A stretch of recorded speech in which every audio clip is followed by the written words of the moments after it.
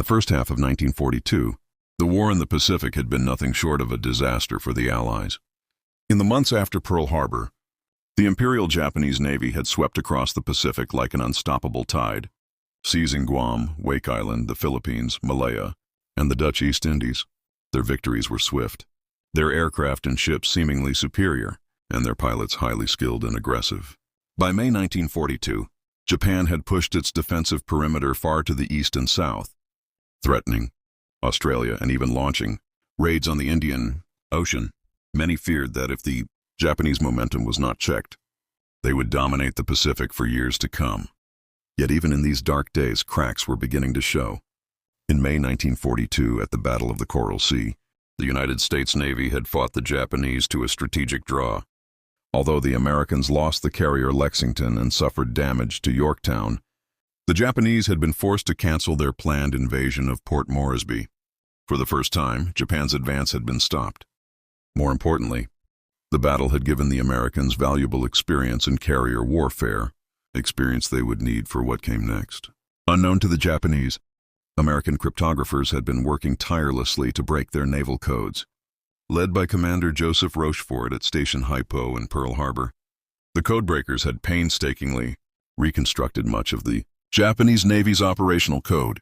By late May, they intercepted messages referring to an operation against a location, codenamed AF. The Americans suspected AF was Midway Atoll, a small, isolated island about 1,300 miles northwest of Honolulu. To confirm it, they sent a fake message from Midway reporting a water shortage. When Japanese intelligence transmitted that AF was low on water, the suspicion was confirmed. Admiral Chester Nimitz, Commander-in-Chief of the Pacific Fleet, immediately recognized the opportunity. If he could concentrate his limited carrier strength near Midway before the Japanese arrived, he could spring an ambush.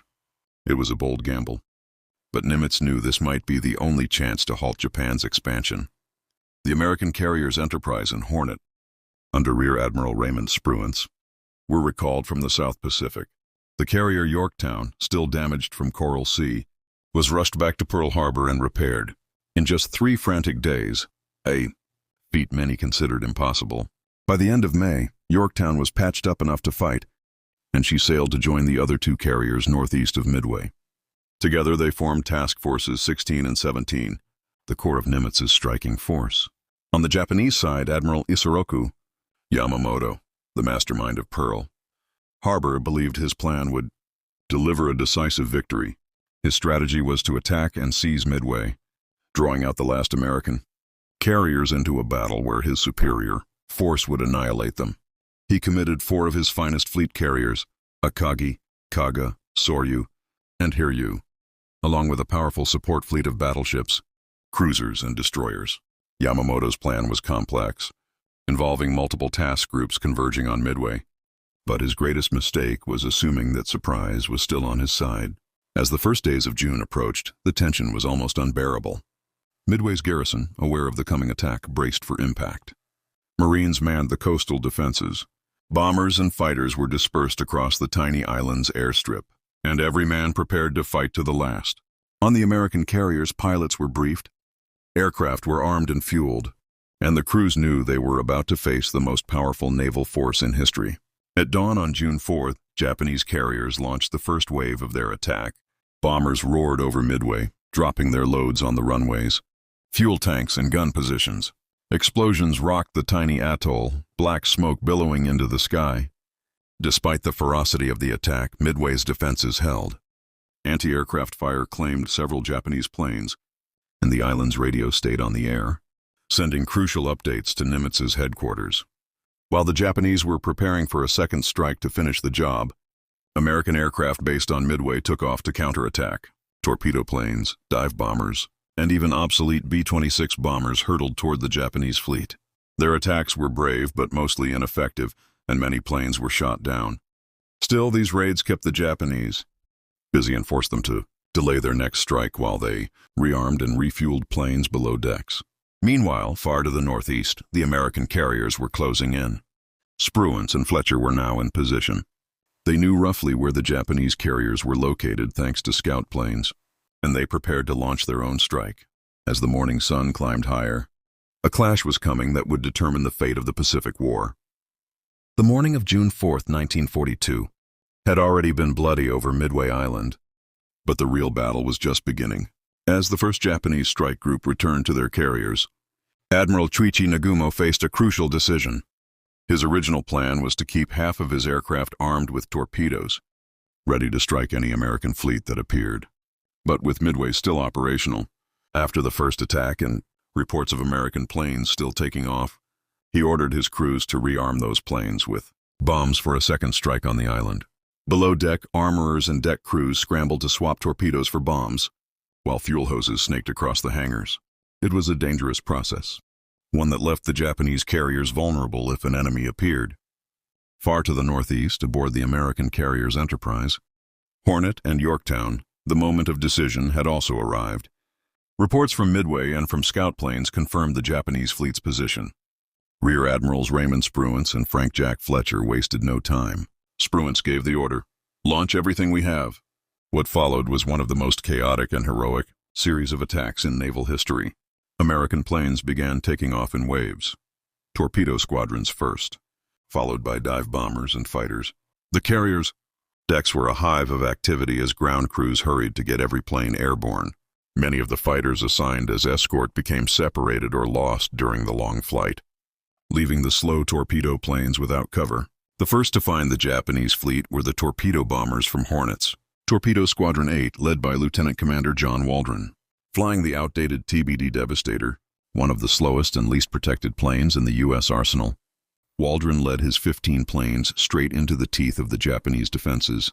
Zeros pounced on them, cutting them down mercilessly. One by one, the Devastators were shot into the sea, some bursting into flames before they could drop their torpedoes. Not a single plane from Torpedo 8 survived. But their sacrifice was not in vain. They drew the Japanese fighters down to sea level and forced them to burn fuel, leaving the skies above temporarily unguarded. Moments later, Yorktown's Torpedo Squadron 3 attacked, followed by Enterprise's Torpedo Squadron 6. The result was tragically similar. The slow, straight-flying torpedo planes were slaughtered as they pressed home their attacks, and very few torpedoes even reached the carriers. Yet again, these attacks disrupted Japanese formation and kept their fighters busy. Up above, a miracle was about to happen.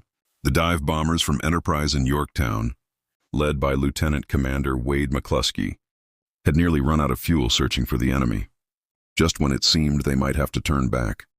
McCluskey spotted the wake of a lone Japanese destroyer racing to rejoin the fleet. He made the bold decision to follow it, a choice that would change the course of history. The destroyer led them straight to the Japanese carriers. What McCluskey's pilots saw was a once-in-a-lifetime opportunity. Below them, the carriers Akagi, Kaga, and Soryu were in the middle of refueling and rearming planes. Their decks were covered with aircraft loaded with bombs and torpedoes. Fuel lines stretched across the hangars. It was the most vulnerable moment imaginable.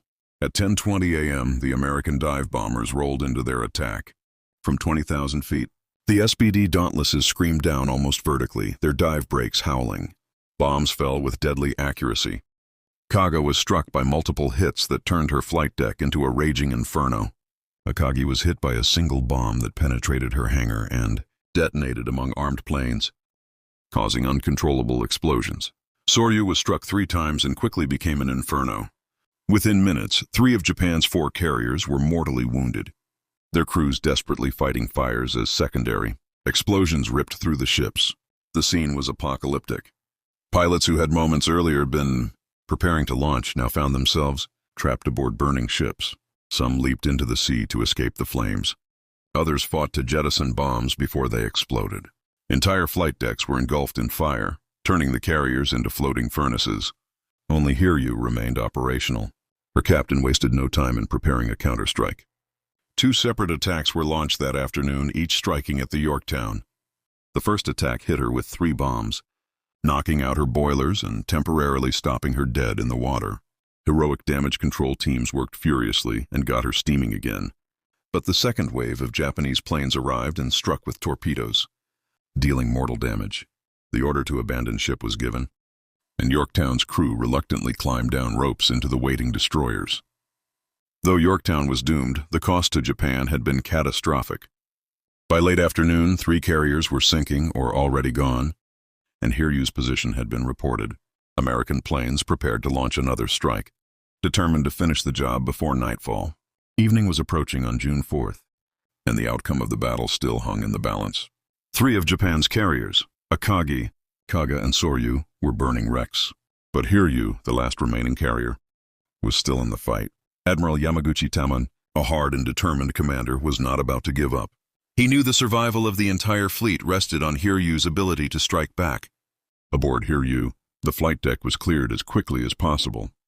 Mechanics worked frantically, patching damage from earlier near misses and readying planes for another wave. By mid-afternoon, the first counterstrike was ready, a mix of dive bombers and fighters. They roared off the deck and headed toward the last known location of the American carriers. Their target was Yorktown, already badly damaged from the first strike but miraculously brought back to life by her crew. When the Japanese dive bombers found her, they attacked with precision. 3 bombs smashed into the ship, one detonating in her uptakes and knocking out power. Fire spread rapidly, and once again the ship went dead in the water. Damage control teams fought heroically, managing to bring her partially back online.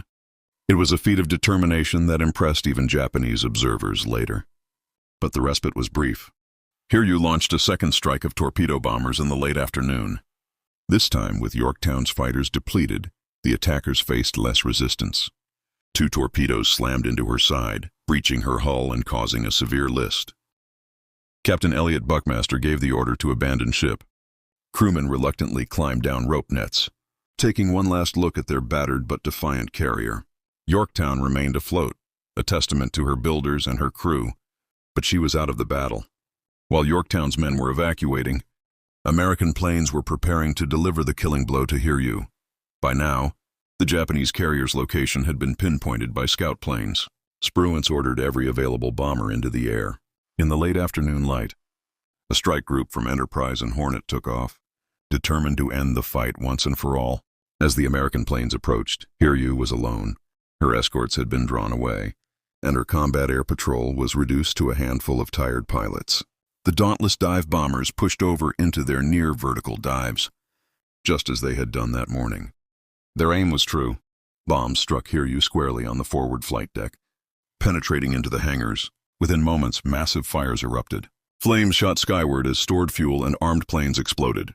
Aboard Hiryu, Admiral Yamaguchi and Captain Kaku calmly assessed the damage. Both men realized the carrier was lost. Rather than abandon ship, Yamaguchi chose to go down with his command, a decision that would become legendary in Japanese naval history. As night fell, Hiryu burned fiercely, finally sinking in the early hours of June 5th. With all 4 of Japan's carriers gone, Admiral Nagumo had no choice but to order a withdrawal. The mighty First Air Fleet, the Kido Butai, had been annihilated. Yet the battle was not over. Admiral Spruance now faced a critical decision, whether to pursue the retreating Japanese fleet into the darkness. He chose caution. Night surface battles were risky, and the Americans could ill afford to lose their remaining carriers in a sudden torpedo attack. Instead, Spruance shadowed the Japanese through the night, maintaining contact but staying just out of range. June 5th dawned with the Americans still holding the advantage. Spruance launched search planes to locate the retreating enemy. Throughout the day, sporadic attacks were made against damaged Japanese ships. One of these attacks located and fatally damaged the heavy cruiser Makuma, which had collided with her sister ship Mogami during the chaotic withdrawal. American dive bombers pounded Makuma with precision, turning her into a blazing wreck that eventually sank. The Japanese withdrawal was now complete. Nagumo's shattered fleet limped westward, leaving behind hundreds of dead, sailors and 4 carriers lying at the bottom of the Pacific. For Japan, the loss was catastrophic. Not only had they lost carriers, but also more than 300 experienced pilots and crew. These men had been the core of Japan's naval air power, veterans of Pearl Harbor, the Indian Ocean Raid, and Coral Sea. They could not be replaced quickly. For the Americans, the victory was nothing short of miraculous. Just 6 months earlier, at Pearl Harbor, they had been reeling. Now they had stopped the Japanese advance cold and dealt them a defeat from which they would never fully recover. Midway marked the turning point of the Pacific War. As night fell on June 5th, Spruance's carriers turned east to refuel and regroup. The Battle of Midway was over. The cost had been high. Yorktown would eventually sink after being torpedoed by a Japanese submarine while under tow, but the strategic outcome was decisive. The sun rose on June 6th over a Pacific Ocean littered with wreckage. Oil slicks stretched for miles and burned-out lifeboats bobbed among the waves. The Battle of Midway was over in a tactical sense, but Admiral Spruance knew that his work was not finished. There were still Japanese warships at sea, retreating toward the west. If the Americans could strike again, they might destroy even more of the Imperial fleet. At dawn, American search planes fanned out. Soon they spotted the damaged cruiser Mogami and her escort Mikuma. The two ships had collided during the night of June 4th-5th, while trying to avoid a submarine attack, leaving Mogami with a shattered bow and Mikuma slowed to a crawl. This was the opportunity Spruance had been waiting for. He immediately ordered a strike. Throughout the morning, wave after wave of dauntless dive bombers descended on the cruisers. Mogami was badly damaged but managed to limp away under cover of smoke. Mikuma was not so lucky. Bombs ripped into her midsection, detonating torpedoes on deck and triggering massive explosions. When the smoke cleared, Mikuma was a floating inferno. By late afternoon, she rolled over and sank, taking more than 650 sailors with her. The destruction of Mikuma was the final act of the battle. Spruance, aware that his carriers were running low on fuel and aircraft losses were mounting, decided to break off the pursuit and head back to Pearl Harbor. It was a wise decision. To linger longer risked exposure to submarine ambush or counterattack by Japanese forces. Regrouping at Truk. Back in Tokyo, the news of the defeat was met with shock. The Imperial Japanese Navy had never suffered such a disaster. 4 frontline carriers, Akagi, Kaga, Soryu, and Hiryu, along with a heavy cruiser, were gone. More than 3,000 sailors and hundreds of irreplaceable aircrew had perished. The Kido Butai, the pride of Japan's navy, was effectively destroyed as an offensive force. For the Japanese High Command, the loss was more than just material. The aura of invincibility that had surrounded their navy since Pearl Harbor was shattered.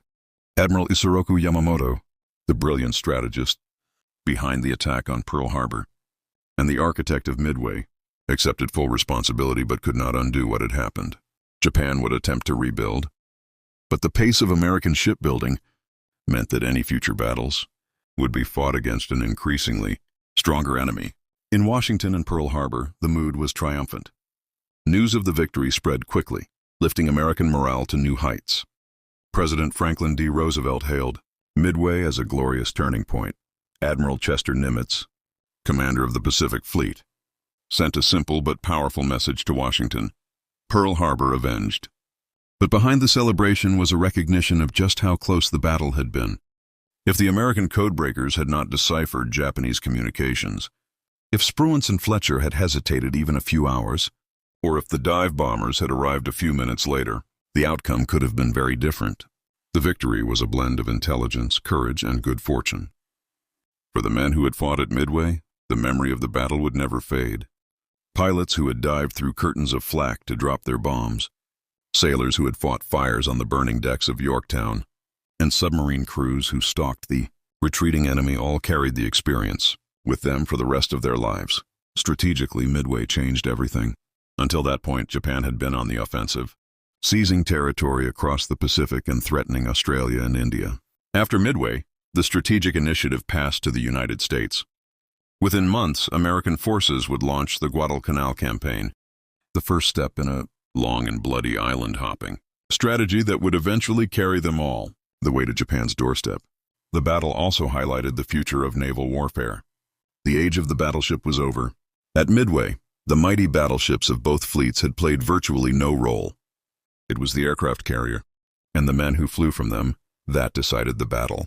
The lessons learned about coordinated strikes, the importance of radar and intelligence, and the value of damage control would shape naval strategy for decades to come. By the time Spruance's fleet steamed back into Pearl Harbor, the sailors were greeted as heroes. The battered but determined survivors of Yorktown were taken ashore, and a solemn ceremony was held for those who had been lost.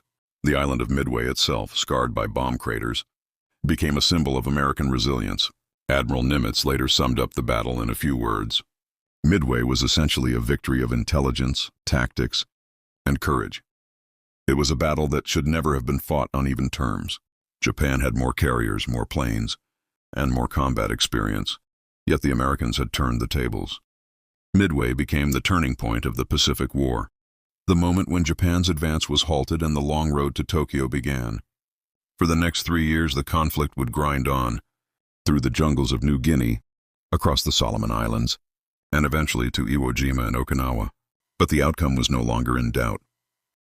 The 4 carriers that sank at Midway remained on the ocean floor as silent tombs, marking the end of Japan's dream of dominating the Pacific. For the United States, the victory was a promise that despite the devastation of Pearl Harbor, they had the strength, skill, and will to fight back and win.